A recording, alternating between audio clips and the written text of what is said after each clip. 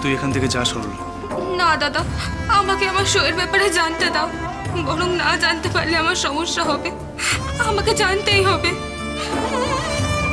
অমিবাবু কি আদৌ জানে যে তরুলতা কোথায় আছে? না, আমি জানি না তরুলতা দেবী কোথায় আছেন, তবে আমি অনুমান করছি সেদিন রাতে অনেকগুলো ঘটনা ঘটে থাকতে পারে। কি ঘটনা? তরুলতা দেবী পুলিশের কাছে ধরা পড়তে পারেন। রাতের অন্ধকারে অচেনা অচেনা জায়গায় উনি হয়তো সেভাবে পালিয়ে যেতে পারেননি, কারণ উনি অনভ্যস্ত। হয়তো উনি পুলিশের কাছে ধরা পড়ে গেছেন, আর এখন হয়তো উনি পুলিশের কাছে কয়েদ হয়ে রয়েছেন। কি বলছেন কি? না না, তা সম্ভব নয়। তরুলতা যদি পুলিশের হাতে ধরা পড়তো তাহলে পুলিশ তরুলতাকে জেরা করে এই বাড়িতে নিশ্চয়ই আসতো, আমরা সবাই জানতে পারতাম। তাই তো, আপনাকেও যখন পুলিশ থানায় ধরে নিয়ে গেল তখনও তো এই বাড়িতে খবর এসেছিল। আমি যতটা পুলিশের কাছে পরিচিত, তরুলতা দেবী ততটা পরিচিত নন। বাবু, ব্রিটিশ সরকারের পুলিশকে অতটা বোকা ভাবার কোনো কারণ নেই। বিশেষ করে তাদের গোয়েন্দা বাহিনী খুব তৎপর, তারা নিশ্চয়ই খুঁজে বার করতোই।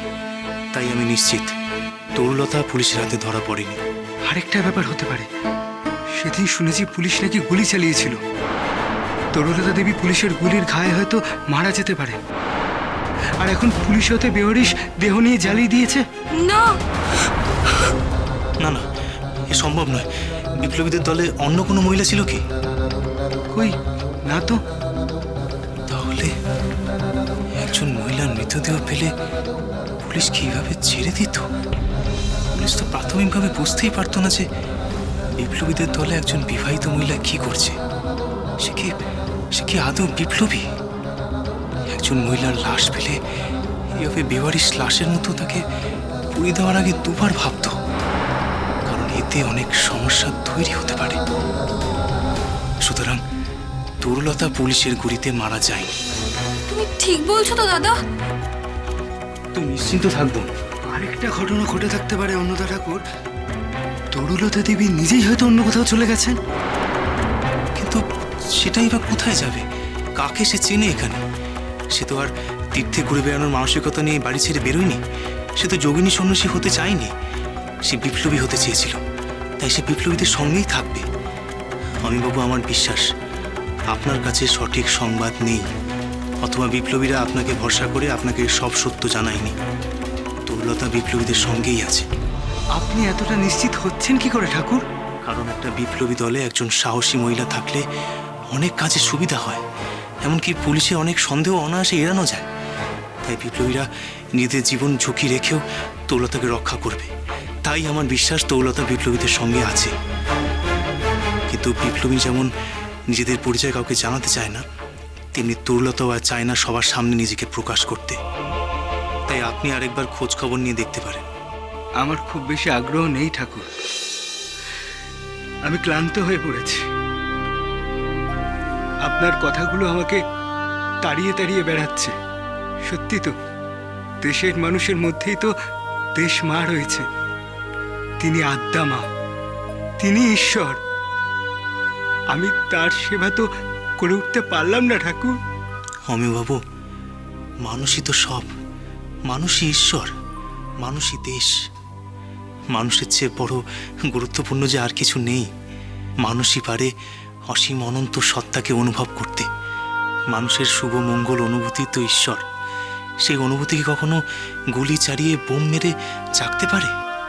আচ্ছা, আপনারা তো বিপ্লব করেন, কিন্তু সবচেয়ে বড় বিপ্লবী স্বামী বিবেকানন্দ, তাকে তো কখনো রিভলভার ধরতে হয়নি। অমিবাবু, সেবা ছাড়া দেশ উপকারের কোনো উপায় নেই। নিরন্নকে অন্ন দিয়ে সেবা, অশিক্ষিতকে শিক্ষা দিয়ে সেবা। পারলে সেই সেবার বিপ্লব করুন।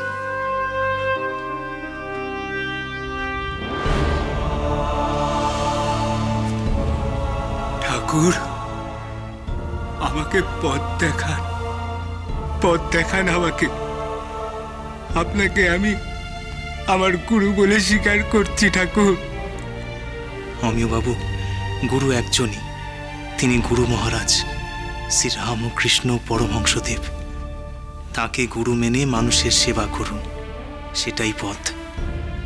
পারলে তরুলতাকে খুঁজে বার করুন।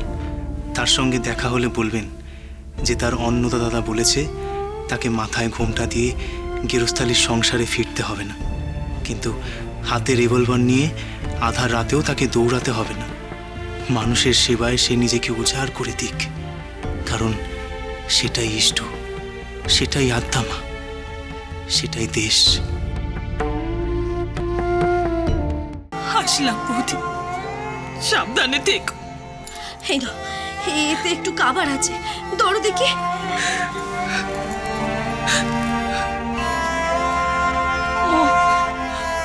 ওই দেরাজের চাবি কানা বালিশের নিচে আছে, আর ভাড়ার ঘরের চাবি ওইদিকে একটা পেরেকে ঝোলানো আছে।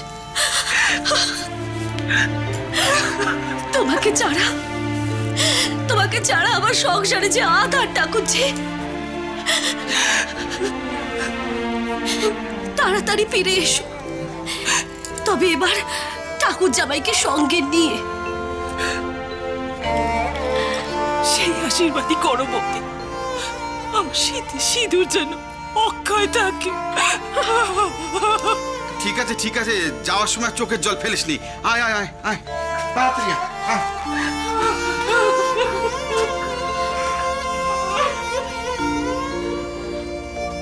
আয় আয় পাঁচালি আয়।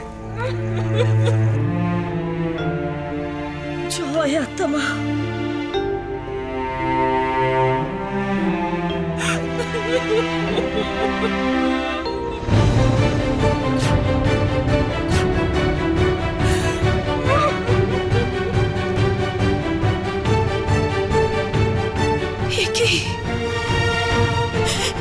আমি কি দেখলাম?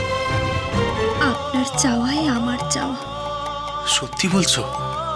সংসারের প্রতি তোমার বিন্দুমাত্র আগ্রহ নেই? যে সংসারে আপনি নেই, সেই সংসারের প্রতি আমার আকর্ষণ থাকবে কেন? যে সন্ন্যাসে আপনি আছেন, আমার সকল আকর্ষণ তো সেখানেই। মণি বউ, তোমার কথা যত শুনি তত নিশ্চিন্ত হই।